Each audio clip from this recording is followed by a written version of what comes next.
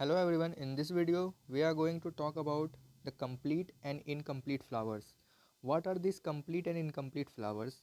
First of all, a complete flowers, or we can also name by this perfect flower, is one which contains all the four floral wall. That means all the four floral wall, that is the calyx, corolla, androecium and last the gynoecium.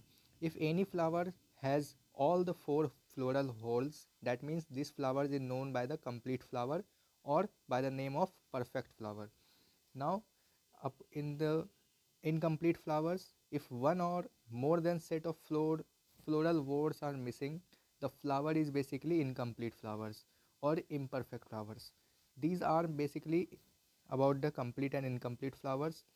Complete means that contains all the four floral whorl. Incomplete means if any of one floral whorls is absent, that means it is incomplete or imperfect. Now the second term, that is the essential or non-essential part of the flower. Essential in the term of what? Essential means in the term of reproductive. That means flower do pollination through which the flowers get pollen grains. Now what are these essential parts? These essential parts basically a flower that are those that are directly concerned with the reproduction. That means these flowers may include the parts of reproduction. These parts consist the stamen, that means the male part, and the carpel. Carpel, that means the female part.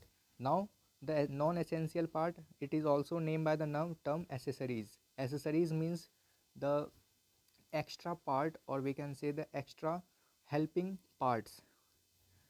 These helping parts which either protect the reproductive parts of the flower or make the flower attractive for the pollination. Basically flowers look attractive to attract the insect for the process of pollination. Now we are going to talk about, in some cases the sepals and petals look alike. That means the sepals, the color of the sepals and the color of the petals are same or similar. These types of flowers are called the perianth. Now there are two types of perianth. First is sepaloid perianth and second is petaloid perianth.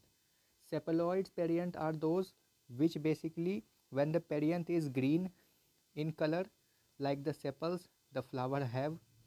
If you see the diagram, or we can also assume it by in the mind, or I have a flower, this region is called the sepals and these are basically the petals.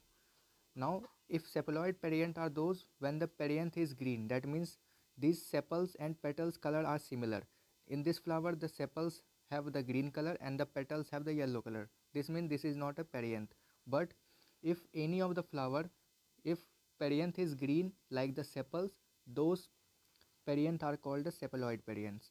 And petaloid perianths are those which when the perianth is non-green, that means it contains of any other color, or if the perianth of this flower has any color, that means if the petals of this flower is pink and the sepals also had the pink color, that means these are called the petaloid perianth.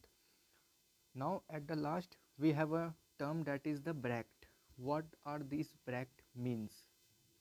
When the flower arises in the axil or from the end point of the leaf like structure, these structures are basically the bract. If you see this flower, these flowers, if you see the structure of these are not petals, these are basically the structure of leaves. Main the flower is in the between of it, that is covered with the sepals structure. If the flower arises in the axil of the leaf-like structure, these structures basically are the bract, leaf-like structure that cover the flowers inside it, and it may be green or any colored parts. Now in the next part of the video we are going to talk about the nectaries and all remaining terms. Till then, thanks for watching.